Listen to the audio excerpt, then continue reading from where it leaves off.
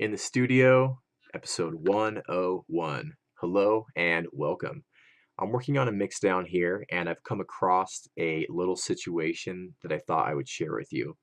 So what I'm going to do is play for you a little snippet of the track with just the drums soloed out. That's what we'll be focusing on today. And then I'll let you know what I'm on about and we'll tackle this little situation together. So here we go, a little preview of the drums here.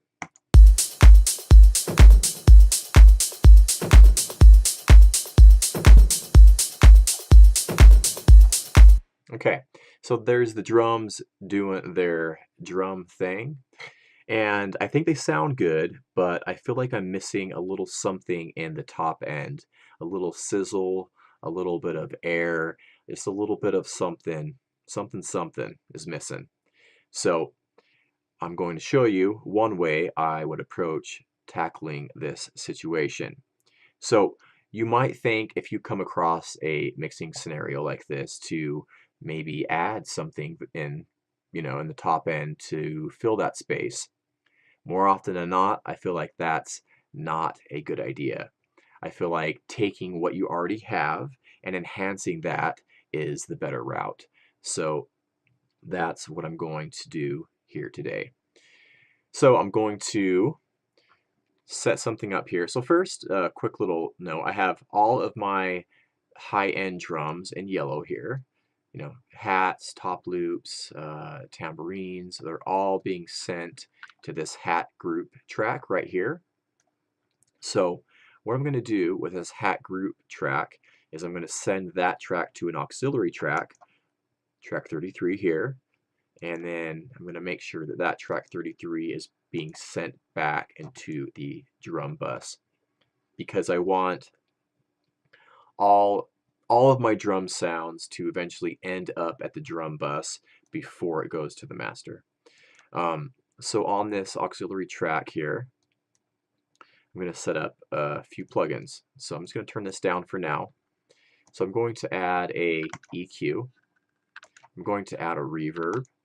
I'm going to add a compressor and a little bit of sidechain.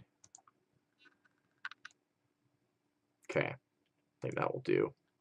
So the whole point of this auxiliary track is to give a little bit of extra oomph in the top end. So what I'm going to do is just give a little bit of a lift here in the top, just by a couple dB. And then I'm just going to roll away all the low frequencies if there are any down there. I just don't want them in this at all. And then I have a reverb here to follow. So what I'm going to do is I'm going to pull this out wide. I'm going to turn this all the way up to 100%, and I'm actually going to turn the dry signal all the way down. I just want the wet signal here. And for this type of application, so what I'm going to do here is I'm going to compress the reverb signal very hard, and then to just pull up all those low levels and then mix a little bit of that in with the rest of the just mix a little bit of that in. So you can either go for like a longer kind of sloshy style reverb or something a little bit more short and ambient. So I'm going to go for the more short and ambient approach. So I'm going to turn the decay down to about a half of a second. And I'm going to leave the pre-delay alone. Maybe we could play with that a little bit later. I'm going to turn the high cut off. I don't want a high cut on this. And I will give it a little bit of a low cut, however, maybe around 600. Okay, now we'll set up the compressor here. Now I want to compress that reverb hard. So I'm going to go for a high ratio. I'm going to go for a fast attack and a fast release. I'm going to pump up this makeup gain, and I'm going to pull back on this threshold. So let's give this a little bit of a playback here, and let's see what kind of compression we're getting.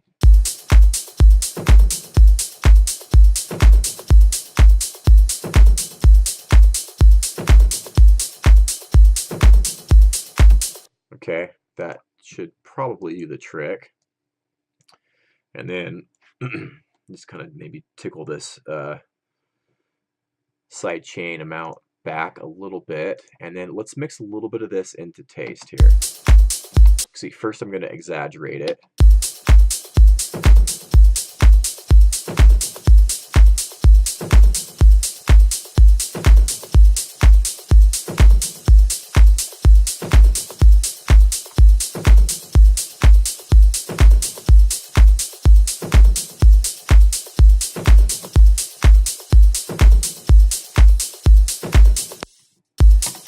Oh, computer freaked out there for a second.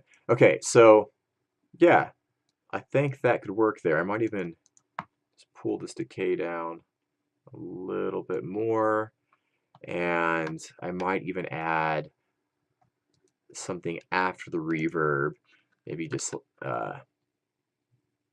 let's see, like a little bit of distortion perhaps, or I could even maybe use this blood overdrive here and go for the boost, just to give that reverb a little bit of character and a little bit more oomph, if you will.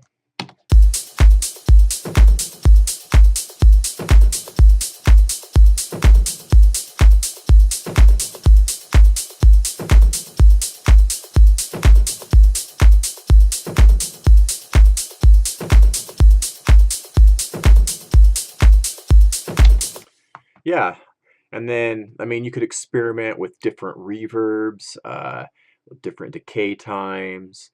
You could even, maybe push the side chain a little bit more, but I think that that's definitely helping out, the top end and giving it a nice little lift. So let's do a little before and after. So I'm going to turn this off.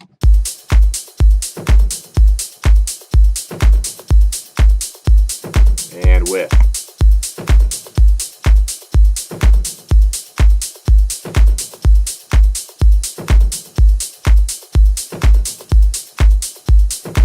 Off. And with.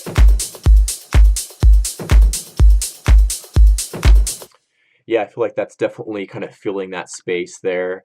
And yeah, I feel like, in situations like these where you're kind of like lacking in certain areas of your mix, take what you already have and try to enhance that rather than just thinking, oh, I should add something. I feel like this is a better approach more often than not. So hopefully this was useful in some way for you. Please leave me a comment or question, and I will see you very soon. Take care.